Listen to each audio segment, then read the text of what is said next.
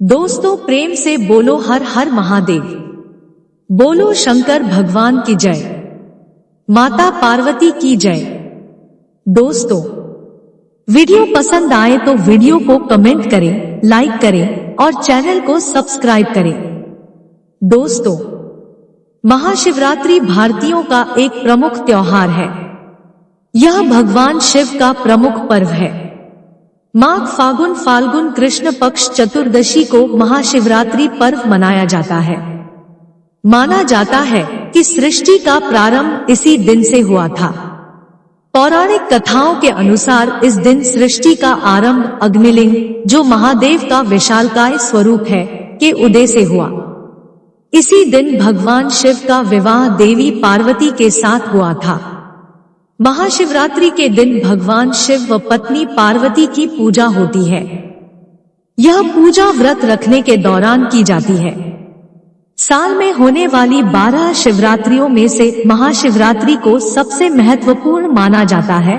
भारत सहित पूरी दुनिया में महाशिवरात्रि का पावन पर्व बहुत ही उत्साह के साथ मनाया जाता है। कश्मीर शैव मत में इस त्योहार को हररात्रि और बोलचाल में हेरात या हेरत भी कहा जाता है। महाशिवरात्रि से संबंधित कई पौराणिक कथाएं हैं। समुद्र मंथन अमृत का उत्पादन करने के लिए निश्चित था, लेकिन इसके साथ ही हलाहल नामक विष भी पैदा हुआ था। हलाहल विष में ब्रह्मांड को नष्ट करने की क्षमता थी और इसलिए केवल भगवान शिव इसे नष्ट कर सकते थे। भगवान शिव ने हलाहल नामक विष को अपने कंठ में रख लिया था। जहर इतना शक्तिशाली था कि भगवान शिव अत्यधिक दर्द से पीड़ित हो उठे थे और उनका गला नीला हो गया था। इस कारण से भगवान शिव नीलकंठ के नाम से प्रसिद्ध हैं। उपचार के लिए चिकित्सकों ने देवताओं को भगवान शिव को रात भर जगाए रहने की सलाह दी। इस प्रकार भगवान शिव के चिंतन में एक सतर्कता रखी। शिव को आनंदित करने और जागाए रखने के लिए देवताओं ने अलग अलग नृत्य और संगीत बजाए। जैसे सुबह हुई, उनकी भक्ति से प्रसन्न भगवान शिव ने उन सभी को आशीर्वाद दिया। शिवरात्रि इस घटना का उत्सव है जिससे शिव ने दुनिया को बचाया।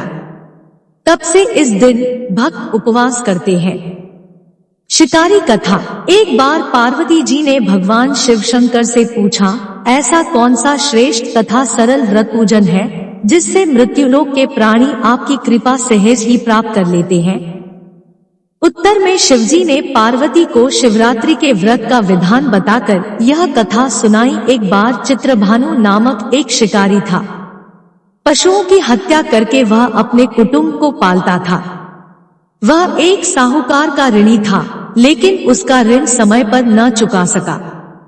क्रोधित साहूकार ने शिकारी को शिवमठ में बंदी बना लिया। संयोग से उस दिन शिवरात्रि थी। शिकारी ध्यानमग्न होकर शिव संबंधी धार्मिक बातें सुनता रहा। चतुर्दशी को उसने शिवरात्रि व्रत की कथा भी सुनी। संध्या होते ही साहूकार ने उसे अपने पास बुलाया और ऋण चुकाने के विषय में बात की। शिकारी अगले दिन सारा ऋण लौटा देने का वचन देकर बंधन से छूट गया। अपनी दिनचर्या की भांति वह जंगल में शिकार के लिए निकला, लेकिन दिन भर बंदी गृह में रहने के कारण भूख प्यास से व्याकुल था। शिकार करने के लिए वह एक तालाब के किनारे बेलवृक्ष पर पड़ाव बनाने लगा।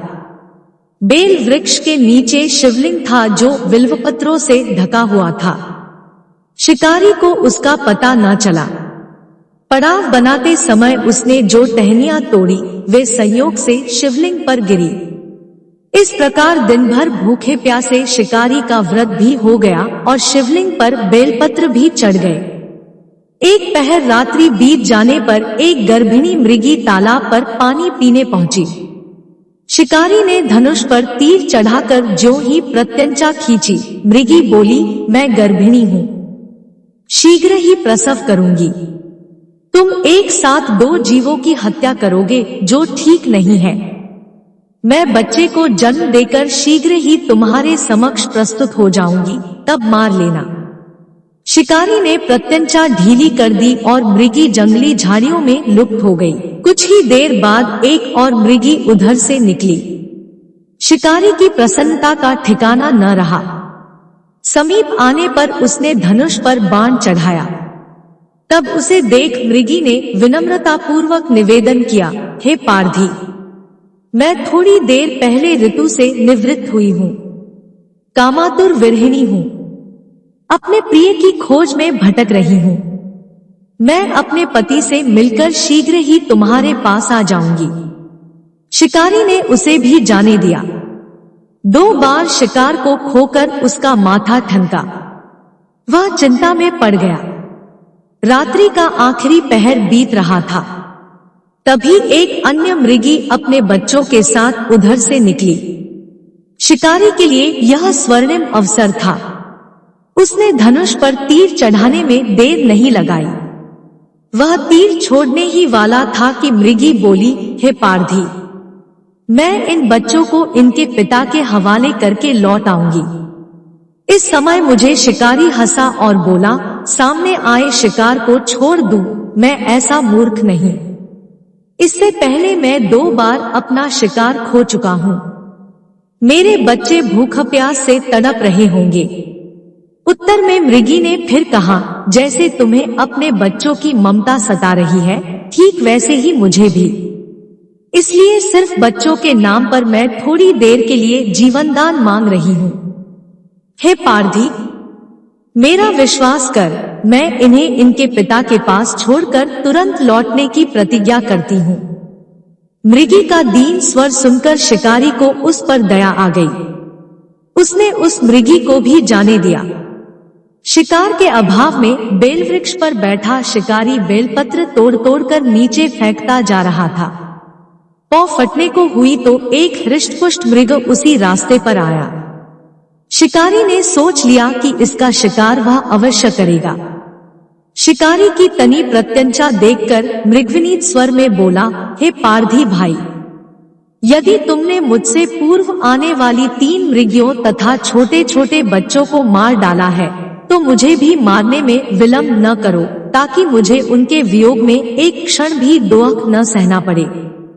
मैं उन मृगियों का पति हूँ। यदि तुमने उन्हें जीवनदान दिया है, तो मुझे भी कुछ क्षण का जीवन देने की कृपा करो।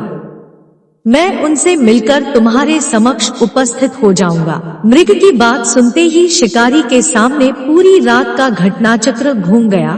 उसने सारी कथा मृग को सुना दी। तब मृग ने कहा, मेरी 3 पत्नियां जिस प्रकार प्रतिज्ञाबद्ध होकर गई हैं, मेरी मृत्यु से अपने धर्म का पालन नहीं कर पाएंगी। आथा जैसे तुमने उन्हें विश्वासपात्र मानकर छोड़ा है, वैसे ही मुझे भी जाने दो। मैं उन सबके साथ तुम्हारे सामने शीघ्र ही उपस्थित होता हूँ। उपवास, रात्रि जागरण तथा शिवलिंग पर बेलपत्र चढ़ने से शिकारी का हिंसक हृदय निर्मल हो गया था। उसमें भगवत शक्ति का वास हो गया था। धनुष तथा बाण उसके हाथ से सहज ही छूट गया। भगवान शिव की अनुकंपा से उसका हिंसक हृदय कारुणिक भावों से भर गया। वह अपने अतीत के कर्मों को याद करके पश्चाताप की ज्वाला में जलने लगा। थोड़ी ही देर बाद वह मृग सपरिवार शिकारी के समक्ष उपस्थित हो गया, ताकि वह उनका शिकार कर सके।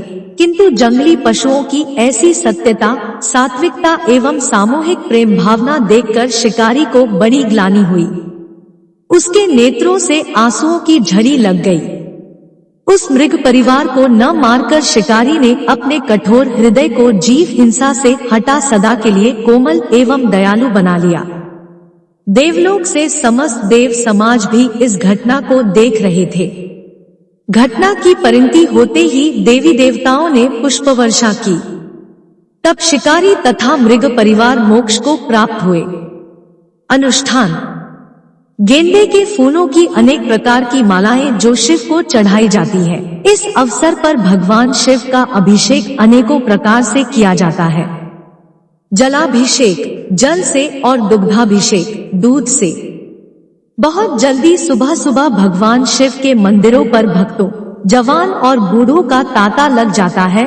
वे सभी पारंपरिक शिवलिंग पूजा करने के लिए जाते हैं और भगवान से प्रार्थना करते हैं। भक्त सूर्योदय के समय पवित्र स्थानों पर स्नान करते हैं, जैसे गंगा या खजुराहो के शिव सागर में या किसी अन्य पवित्र जल स्रोत में। यह शुद्धि के अनुष्ठान है जो सभी हिंदू त्योहारों का एक महत्वपूर्ण हिस्सा है। पवित्र स्नान के बाद स्वच्छ वस्त्र पहने जाते हैं। भक्त शिवलिंग स्नान करने के लिए मंदिर में पानी का बर्तन ले जाते हैं। महिलाओं और पुरुषों दोनों सूर्य, विष्णु और शिव की प्रार्थना करते हैं। मंदिरों में घंटी और शंकर जी की जय ध्वनि गूंजती है। भक्त शिवलिंग की 3 या 7 बार परिक्रमा करते हैं और फिर शिवलिंग पर पानी या दूध भी डालते हैं। हालांकि इन सभी अनुष्ठान का वर्णन हमारे पवित्र शास्त्रों में कहीं पर भी नहीं है, जिससे यह शास्त्रानुकूल साधना नहीं है। शिव पुराण के अनुसार महाशिवरात्रि पूजा में 6 वस्तुओं को अवश्य शामिल करना चाहिए। शिवलिंग का पानी, दूध और शहद के साथ अभिषेक, बेल या बेल के पत्ते जो आत्मा की शुद्धि का प्रतिनिधित्व करते हैं, सिंदूर का पेस्ट स्नान के बाद शिवलिंग को लगाया जाता है। यह पुण्य का प्रतिनिधित्व करता है। फल जो दीर्घायु और इच्छाओं की संतुष्टि को दर्शाते हैं। जलती धूप, धन, उपज, अनाज। दीपक जो ज्ञान की प्राप्ति के लिए अनुकूल है, और पान के पत्ते जो सांसारिक सुखों के साथ संतोष अंकन करते हैं। अभिषेक में निम्न वस्तुओं का प्रयोग नहीं किया जाता है: तुलसी के पत्ते, हल्दी, चंपा और केतकी के फूल। 11। दोस्तों, जानकारी अच्छी लगी हो तो मानव जीवन 2380 चैनल को सब्सक्राइब जरूर करें। मिलते हैं अगली वीडियो में नई जानकारी के साथ। धन्यवाद।